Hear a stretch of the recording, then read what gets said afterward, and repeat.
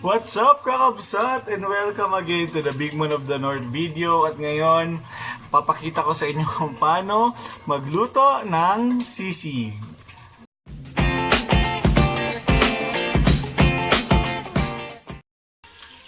So, ayun. Ang una ay ito yung maskara ng baboy. Maskara siya ng baboy. Maskara. Ayan. Yun kasi yung masarap na part ng sisig. Ay, ng baboy pang sisig. So, piprituhin po muna natin siya. Na, ito ay linagyan ko na to ng asin para magkalasa na yung baboy.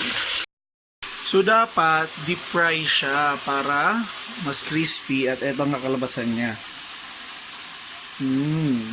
Sarap. Next, tatadtarin natin ang karne na maging manipis.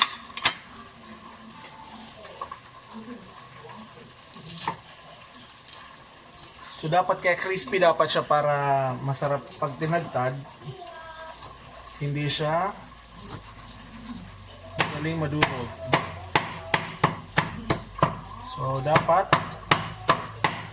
ayan, huwag na masyadong durog na durog.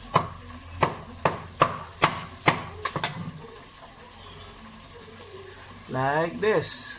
See? So, iba pang ingredients natin like is mayonnaise.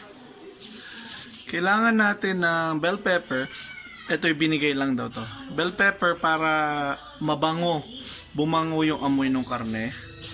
And, of course, calamansi. Toyo. White onion, pwede din dagdagan siya ng red onion. And finger sili. Kulang pa ng finger sili. Pero para mas malasa siya, dinagdagan ko siyang nor. Pero choice yun na yun. So, ngayon, prepare ko lang yung mga ingredients. As mamaya, pakita ko sa inyo. So, ready ng mga ingredients. Ang una lang naman ay papakrispin ulit natin tong mga dinikdik natin, pinasaliitan na ano nga to, karne. At mamaya ihalo na natin ang yan. Tapos yan. Pero mamaya sabaw muna.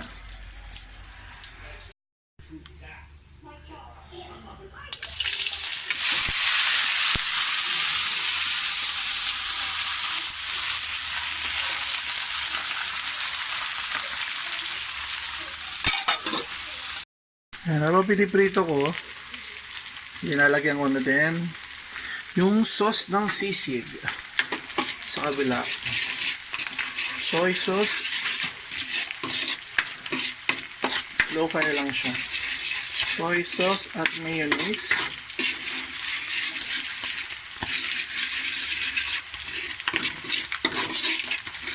Tapos may pampalasa yan. Yan, dapat tikman niyo yan kasi may lasa yan, dapat nananamis-namis. Pwede siyang lagyan ng magic sarap or sugar, pero onti lang. Okay. So now, add na natin itong sibuyas. Tapos yung bawang, yung sili, add na natin para mas luto siya, mas maanghang. Pag naamoy nyo na siyang parang nangangamoy na yung sibuyas at nangangamoy na yung anghang, sa kanya ilagay yung sauce. Yung sauce na ginawa natin. Ito yung secret sauce, mga nagtatanong. After malagay yung secret sauce, secret sauce talaga. Ayan. Pero ingin lang, sabihin nila itsura niya. Paglalagay niyo na siya ng itlog, kailangan niyo lang siya i-low fire. So, lagyan natin ng mga 3. 2 and 3. So, thank you to my assistant. Huhuli natin ay kalamansi. Dahil ang kalamansi, dapat hinuhuli siyang linalagay kapag nagluluto. Sabi ng nanay ko. Okay, Kuya Ino. Yes. And then, ihalo natin and ready to serve the sisig. So, this is it. Sisig ala Martin. Marami iba't ibang uri ng pagluluto ng sisig, pero ito yung way ko na pagluto ng sisig. Kaya kain tayo, mga antayon, kakabsat. So medyo kulang pa ng kalamansi, said Buboy. Kaya lalagdagan namin na kalamansi, pero nasa sa inyo na yan kung gusto nyo medyo maasim. Maasim ba? Maalat? Ano? Basta, yun na yun. So ayan ulit ang sisig. So hope you learned something sa mga nagtatanong sa akin kung paano ginagawa pag nagluluto ng sisig. Nakita nyo na kung paano.